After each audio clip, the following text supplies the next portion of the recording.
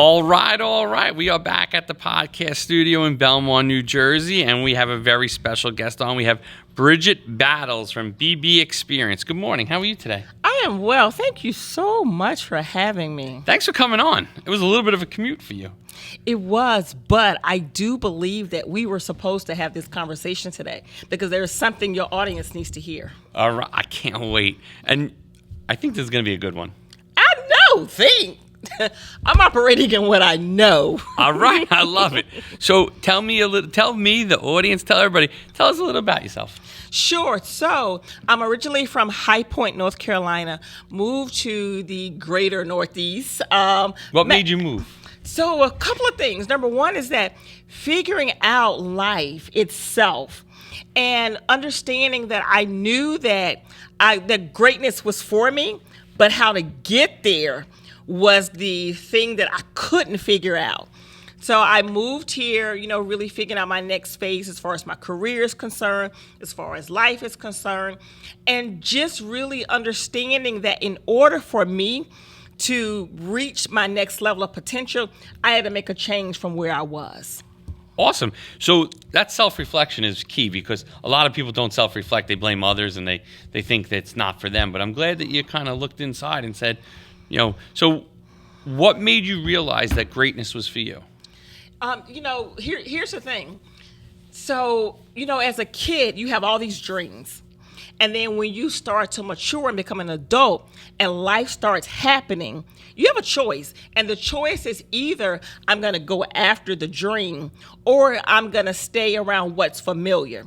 And so my self-reflection is derived from the fact of that I've always been confident. Mm-hmm. Didn't always have a plan, but I've always been confident. And I knew that where I was would limit me. Mm-hmm. And I didn't want to be limited. And I've always known that I've had the leadership mentality, but it was about me getting around the right people and in the right spaces so I could execute at that level, even though it wasn't easy pulling all these pieces together. You had to go out of your comfort zone. You got to go out your comfort zone, and you have to get used to being uncomfortable. That makes you comfortable. And you also have to be able to receive feedback, whether it's good or bad. Sure. That's true. I mean, a lot of people, that's a hard thing for people. And, again, I think the comfort zone, and again, if you're an entrepreneur, which, you are, you have to be okay with being lonely too. Like there's the people, not everybody could see your vision, or people say, why you work so hard? Like, as I always say on this podcast, entrepreneurs, it's in their DNA. It's not something that they can really change. It's, something that they can modify, something they could curtail in some cases. But again, if you have that drive, that passion, that success, you want that success, it's there for you. So you have to be okay with being lonely as an entrepreneur, but you also have to be okay with understanding that certain people can only take certain dosages of what you have. And so you have to be able to read a room, but also read a conversation, whether or not it's in person or virtual. And with that being said, then I understand that everybody can't hold what I carry. Because of my level of confidence, because of my level of excitement, and also because of my desire to want to see other people's lives change, because I know what it feels like to desire change and not know how to get there, that now I had to realize, even though I'm not a physician, but I understand that everybody can't handle every single thing. So as part of an entrepreneurship, you decide what dosage you give everybody who's in your circle. That's a really good way to look at it. And, again, I think with employees and, people you do business with, that's a really good way that you've said that, because not everybody can handle it. And sometimes you look at people and their eyes are glazed over and you've lost them already. Yeah, and I want to add one other thing, which I think is really, really cool. And this is like a revelation, a learning point that I've had. Because my level and my desire for success is so big, everybody else's desire is not that. And so understanding, because I'm committed to the work that I do, and the moment someone gives me an idea or a construct, I'm looking at how do we make it nationwide? How do we make it big? But everybody don't want that level of success. And I use my brother for example. So my brother is an entrepreneur also. What does he do? So he does pressure washing and detailing. And he does it for commercial spaces as well as, for individuals. And, the moment he told me about his brand, his business, and I'm like, your big sister here knows about building a brand, and I got all the answers, this, that, and the other. He was like, sis, I love you. You like city life. I don't. He was like, you like all of that, the bright lights. He was like, I don't. I like to come visit you, and then I'm going back down south. I want acres of land. And so what that caused me to understand is that the way that the pace that his business is growing, his level of success or his desire for success is not to be this big corporation. He's fine right there, but it's still success. Success is different to everybody. Yes. There's no right or wrong too. If you want to grow your business by 50% next year, that's your goal and that's for you. Somebody else might be saying, listen, as long as I don't have to go work for the man and go work in a corporation, that's success. Mm-hmm. But you got to be okay when they tell you that, though. See, at first I wasn't okay with that. No, you have to be okay with that. I am now, but I wasn't. That was my revelation. I'm like, what do you mean? This is all you want. I want so much more. And then I realized what I was saying. You want more. I wanted it right. You want more is not what he wants. Exactly right. And I want more for you. Yep. But this is what more looks like for you. Not everybody wants that. Right. And it's okay, though. It's okay, and there's a balance. Some people are all in, and then some people want that work-life balance. Some people want more life and no work. Yes. Everybody's got a different plan for them for what they deem as success, and that's okay. Everybody can have that different plan because that is success to them. It is. Yeah. So, how long did it take you to kind of formulate your plan? You sound like you're success all over, like you. You're very confident. But it took a minute. Like, it didn't happen overnight. And it took me dealing with some harsh truths. And it also took me being able to understand that even though some things did not go as planned, that even in my beautiful disaster, it is now, got me to a place where I am okay with it. And so one of the things that has happened for me, and I don't count it as a loss, I count it as a lesson. Mm-hmm. So when I first moved to this area, I was married. I was married for 20 years. And so I've written a book. My book is called Beauty in Her Battle.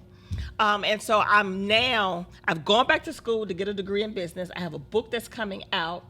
And now, when's the book coming out? No, my book is out now. It's already out, but this is when I first started the business. Yeah. And a book that's coming out, my book is on Amazon. Okay. And, I have all of these great things happening. I figured out this formula of what I needed to get to next level success. So I have things happening over here, but then my personal life turns into a mess. Yeah. So my marriage starts becoming challenging, and then it begins to dissolve. And then my dad has stage 4 cancer. Oh. And so all while I'm building this brand and building this business, and I'm starting to see success in the business, but I'm looking and feeling like I'm a failure in my personal life. So what happens is that I'm going through all of these things. I get a divorce, my book comes out, and my dad dies. Oh, God. All at the same time. Oh. And I'm graduating with my degree in business. All at the same time. It's a tough time. Yes. So, I had to make a choice. And the choice was not made overnight. The choice was not easy. But the choice taught me so many lessons. Mm-hmm. And that's why I say I count it as a lesson and not a loss. Mm-hmm. Because I would not be the woman that I am today if that set aside from business, just being the woman, the person of character, the person of understanding that everything is not perfect. But I have to decide every single day, how do I want the world to view me and how I choose to respond? Mm-hmm. And so with that being said, the moment that I became okay with talking about it, because at first you don't want to talk about it. Mm-hmm. People would ask me, well, how's your husband doing? This was my favorite line. He would love to hear from you. That was my favorite line for everything, because I didn't want to deal with truth. I wanted to compartmentalize. Mm-hmm. And so part of being a leader and being effective at leadership is that you have to learn how to take these lessons and make them impactful for your own personal life before you can teach it to anybody else. Mm-hmm. That's great. Yeah. It wasn't an overnight learning either. No, it was not. I'm still learning every single day. Absolutely. Yeah, but I think the thing that's different for me now is that the learning component now has become so different because, number one, I've matured. Like, I'm 51 now. I'm about to be 52 in a few months. So I've matured in a different sense now. And I've also understand that it's not enough to speak your value, but you have to demonstrate your value. Sure. I've also understood now that it is so important for you to change your conversation, change your circles, and also consistently elevate your belief in yourself. Mm-hmm. And now the changing of the circles, let's talk about that for a second. Let's do it. So that's also hard too. Very. It's very hard. It's very hard. And so changing in the circles was not so much as an abrupt saying, oh, I'm no longer going to connect with you. I'm no longer going to be your friend again. No, it wasn't that. It was to the point of where that I desired certain things out of life. And the only way that I knew that I was going to get them is that I had to learn that I need to be in different places to meet people who are already doing it. Sure. And be okay with learning, not feeling like I have the answer or pretending like I have the answer. And I also had to learn that you have the power to control imposter syndrome. You deserve to be here. Mm-hmm. And so changing of the circles also gave me a changing of appetite, changing of conversations, changing of things that I would read, places that I would go, people that I would connect with.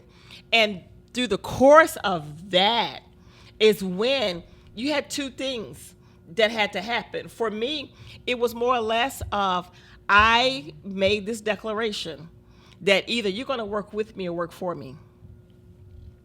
And so that's how I compartmentalized it, and that's how I began to deal with it. And so when I say work with me, that means that we are in alignment, that no matter what your with me is, your with me could be family, relationship, whatever. But working with me means that you respect my healthy boundaries. Work for me is I'm taking the relationship as a lesson. And understanding how what I've learned through this relationship can help me continue to grow farther, but realizing that there are certain parts you no longer have access to. Interesting. How do most people end up falling? In what compartment? So it's funny. So part of my background is diversity, equity, inclusion. And so I do some different work, and I have clients who are very diverse, and I do a lot of work in the Asian community. Okay. And I am Black all the way through and through. So if you don't see me or hear me, you know I'm Black. And and so validated. And so with that, I created my own internal cabinet. And so one of my friends from the Asian community is my internal cabinet. One of my friends from the Latino community is on my cabinet. Then I have one of my friends who's white. Then one of my friends who's Black. And then so having that diverse cabinet, it's worked out so well because it's an even exchange of information. We don't have to always have the same beliefs, but I don't put ownership on them to teach me what I don't know. And they don't do the same for me. It is up to us to have the conversation so that we can share with each other and understand how to respect cultural beliefs, but also understand that we are all striving towards something. May not be the same thing, but it's something. And so with that has helped me realize where my friends fit into my life. Okay, that's great. Yeah. Now, you've been doing this for 14 years. Yeah. And when did you really start making these breakthroughs? Because, this is a lot of knowledge, and I don't think that the average business owner who's been in business 1 or 2 or 3 years has this kind of insight. Yeah, so I think the past 3 years is when I really start to get this level of understanding and this level of breakthrough. And it happened because I knew that soon that I was turning 50. And it also, every year I give myself a power word for the year. Okay. And so the power word for the year gives me an action that goes with it. And so my power words begin to change. And I knew that each time I come up with a word for myself, there has to be some type of physical action to go along Goes with with it. it, yep. Yeah, and so when I start to do the actions, things start to change. So Give us an example. all right, cool. So my power word for last year was contagious. Okay. Am I contagious? You are contagious. See, all right, see, audience, this is what I'm saying. I'm contagious. You got more energy. So my power word last year was contagious. Uh-huh.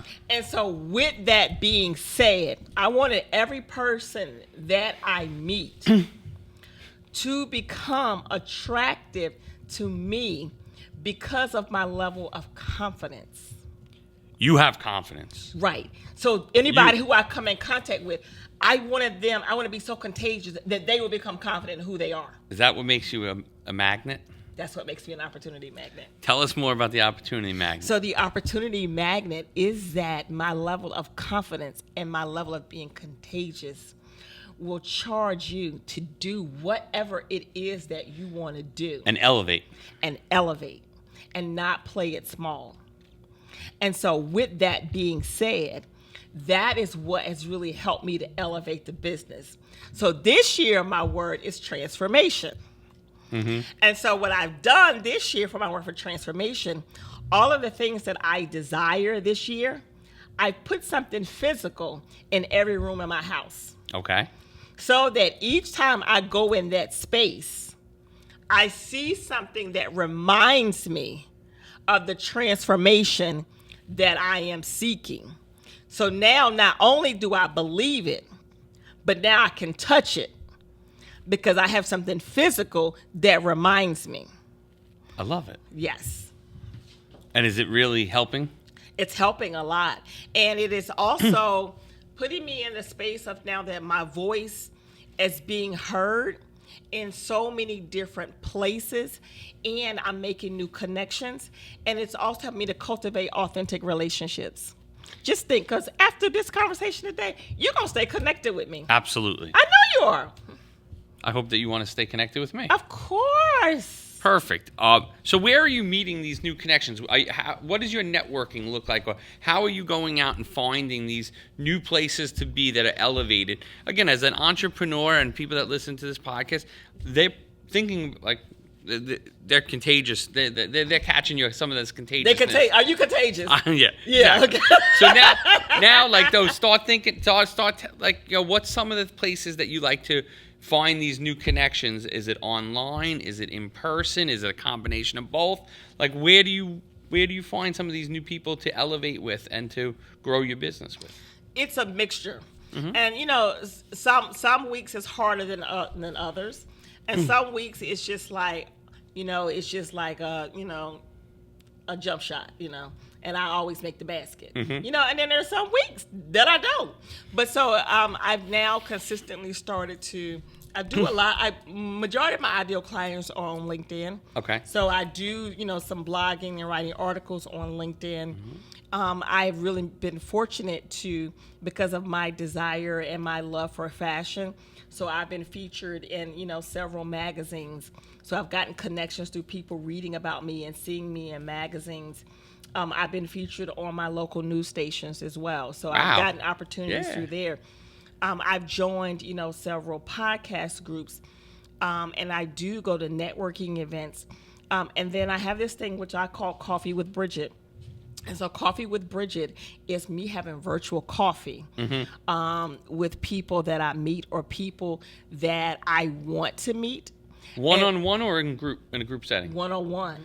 One-on-one. So you have virtual coffee with Bridgett. Yeah, and so here's the thing. So the one-on-one, so if it's somebody that I want to meet, then I connect with them on LinkedIn. But I'm not connecting with them necessarily to sell them anything. I'm connecting with them to learn about them because I'm reading their posts, reading their articles, and seeing what resource that I have that I can offer them. And so majority of the times when I meet these people, I don't want to share so much of myself. They can read whatever, but I want to hear about them.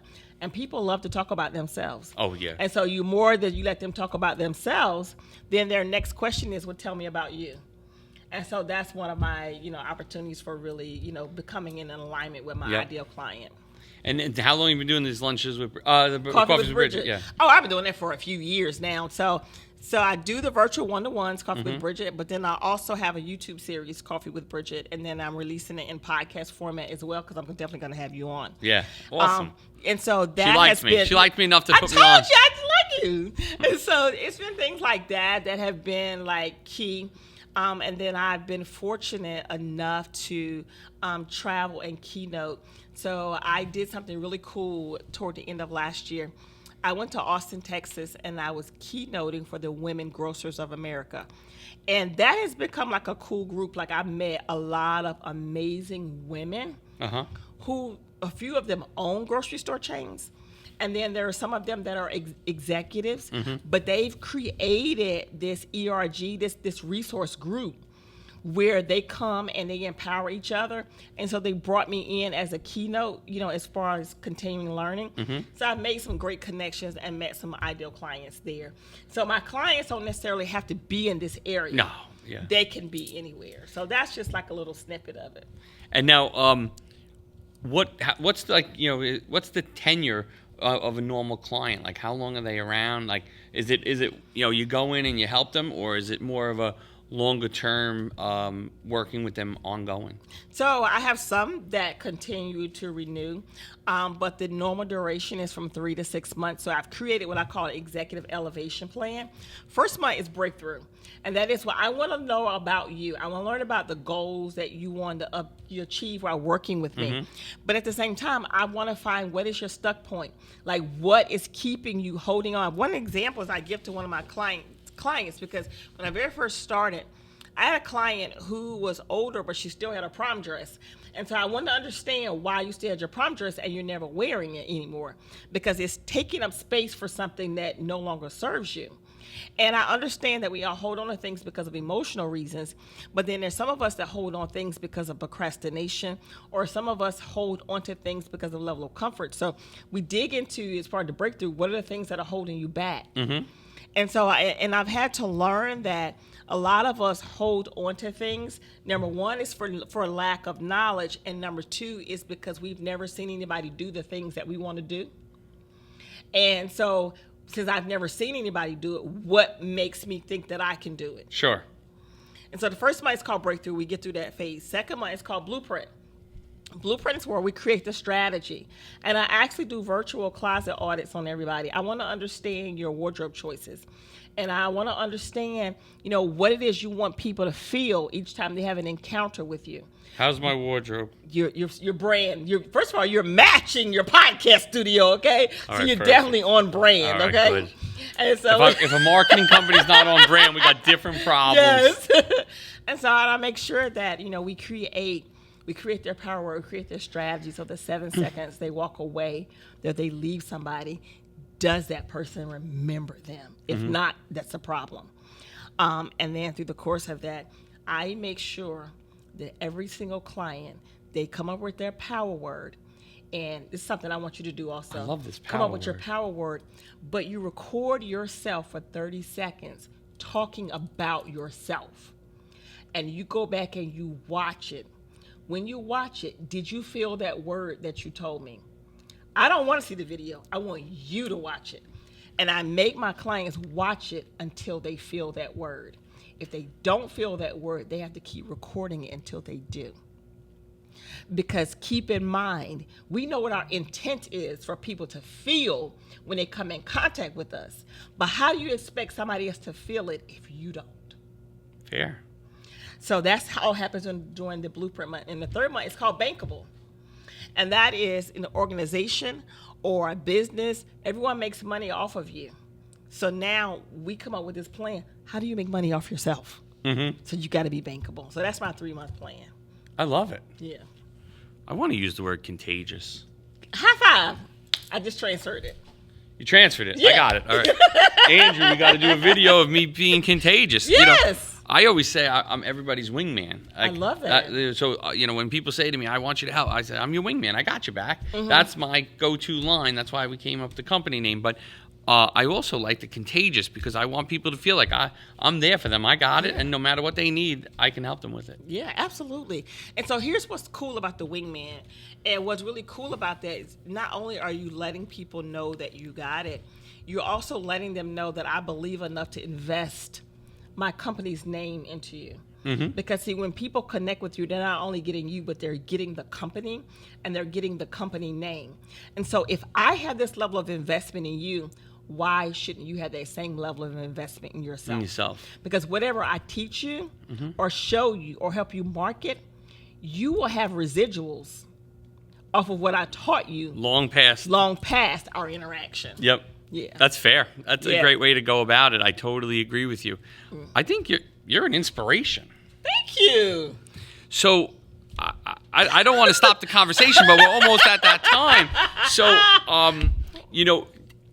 I think that people need to know more about you. I think people have to understand, how they can connect with you. So I would love if you could tell people your website or your LinkedIn so that people could get in touch with you, because I think that a lot of people could benefit from you. Thank you. So you can always connect with me on my website. My website is www.BBExperience.com. On social media, you can find me just by my name, Bridgett Battles. And so I like to say I don't start fights, but I don't lose them either. And I didn't come up with that. One of my friends came up with that, and I carried it forever. Yeah. And so you can find me everywhere on Bridgett Battles. And what I'm willing to do is anyone who connects with me and who's listened to me on the podcast, you tell me where you heard me. I will give you a free 30-minute phone call with me to really talk about what your power word is. Tell them you saw it on Wingman or Grit Won't Quit or Tom Mirabella, and Bridgett will do that for you. That's great. I really appreciate that offer. Yes. Because I want everybody to be their best selves. And that's part of me being an executive personal strategist, is that I want you to show up as your authentic self, because I know what it feels like to want something but not know how to get it. I love it. What a great way to end today. Thank you for coming in. Thanks you for making the trip. I'm glad we did not do this virtually. And I'm glad that you came in. Because now you get my contagious energy. I got it. So everybody that's watching us or listening to us, I'm giving you some contagious energy. There's so much energy, the water bottle fell.